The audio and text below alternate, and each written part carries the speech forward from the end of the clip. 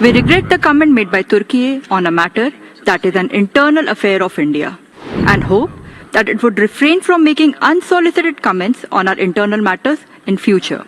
The entire union territories of Jammu and Kashmir and Ladakh are an integral and inalienable part of India. Pakistan has no locus standi to pronounce on matters that are internal to India. A country that hosts and even celebrates UNSC-sanctioned terrorists commenting on India is a contrast for everyone to see. India is exercising its right of reply in response to references to India during the high-level segment. Firstly, we regret the comment made by Turkey on a matter that is an internal affair of India and hope that it would refrain from making unsolicited comments on our internal matters in future. Secondly, with regard to the extensive references to India made by Pakistan, we note that it is deeply unfortunate for the Council's platform to have once again been misused to make patently false allegations against India. We are constrained to respond, but as we don't wish to similarly waste the Council's time, we will make only 3 points. 1. The entire union territories of Jammu and Kashmir and Ladakh are an integral and inalienable part of India, and the constitutional measures taken by the Government of India to ensure socio-economic development and good governance in the Union Territory of Jammu and Kashmir are matters internal to India. Pakistan has no locus standi to pronounce on matters that are internal to India. 2. A country that has institutionalized the systemic persecution of its own minorities and has a truly abysmal human rights record, commenting on India, which is demonstrably making great strides in achieving economic progress and social justice, is not merely ironical but perverse. A glaring example was large-scale brutality perpetrated against minority Christian community in Jallianwala in Pakistan in August 2023, when 19 churches were gutted and 89 Christian houses burnt down. 3. A country that hosts and even celebrates UNSC-sanctioned terrorists, commenting on India, whose pluralistic ethos and democratic credentials are exemplars for the world, is a contrast for everyone to see. Mr. President, I'll conclude by only emphasizing that we cannot pay any further attention to a country that speaks while being soaked in red. The red of the bloodshed from the terrorism it sponsors around the world, the red of its debt-riddled national balance sheets, and the red of the shame its own people feel for their government having failed to serve their actual interests. आप सब जानते हैं lockdown था, आना जाना बहुत मुश्किल था, तब भी बीच बीच में अगर कोई किसी को जाने का मौका मिलता था, क्योंकि काम भी कभी कभी आवश्यक था, मैं उस समय भी बाहर जाता था, उसके बाद भी जाता था।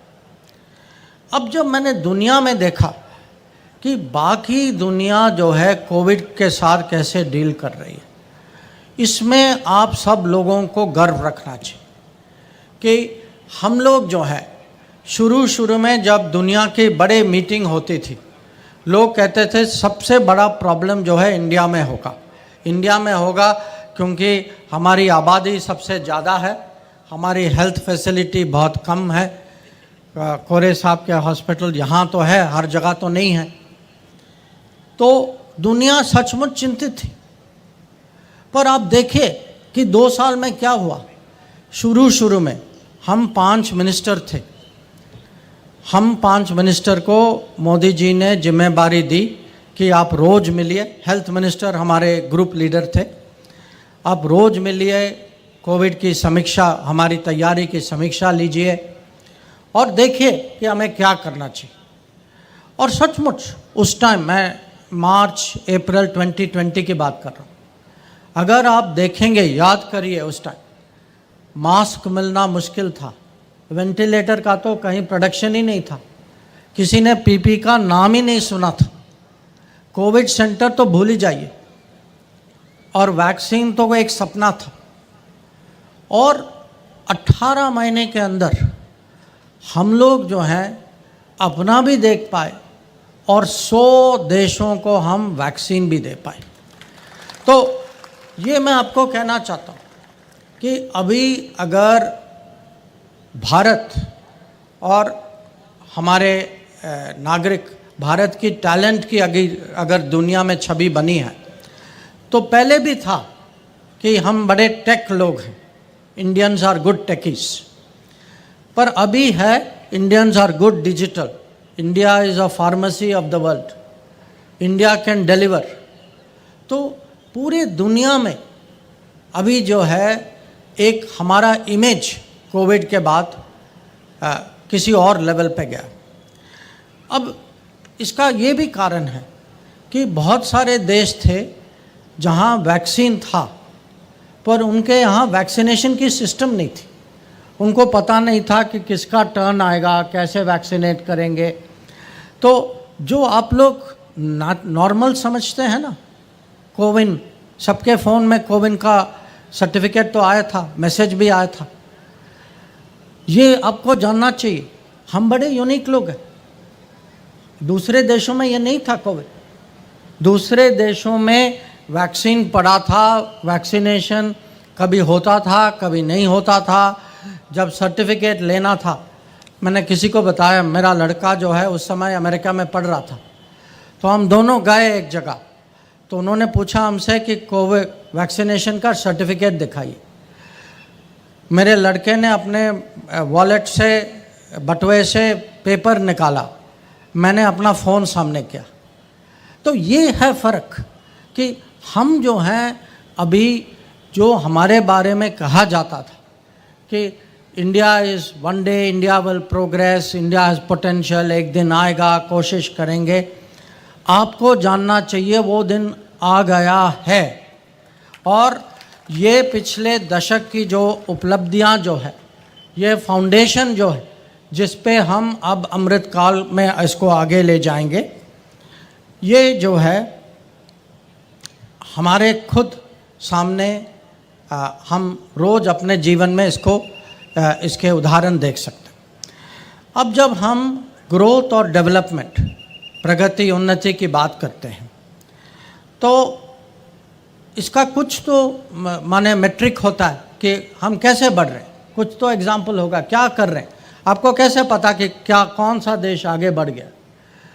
तो एक इसका है कि एजुकेशन, और हम बिल्कुल ठीक जगह में हैं इसके बारे में बात करने की। पिछले 10 साल में मोदी जी के कार्यकाल में रोज भारत में 2 नए कॉलेजेस खुले, हर हफ्ते एक नया यूनिवर्सिटी खुला। और अगर आप इंफ्रास्ट्रक्चर में देखें, हर साल 8 नए एयरपोर्ट खुले, हर 2 साल 3 नए मेट्रो बनते, हर दिन 30 किलोमीटर का हाईवे बनता है, 30 किलोमीटर। जब ये नंबर आप किसी को देंगे बाहर, पहले तो मुझे पता नहीं कि वो यकीन करते हैं या नहीं, पर चेक करने के बाद वो सचमुच हैरान होते कि इंडिया इस लेवल पे आ गया है। और आज यहाँ इस एक किस्म से जो चिकोड़ी, मैं 45 साल आया, मुझे भी आश्चर्य है कि आपने इसको 45 साल में कितना बदल दिया है। और इसका जो है कारण, इसका कारण एजुकेशन, इसका कारण स्किल है, इसका कारण टैलेंट है, इसका कारण है कोरेजी जैसे लोग जिन्होंने एक किस्म से इसको मिशन जैसे लिया।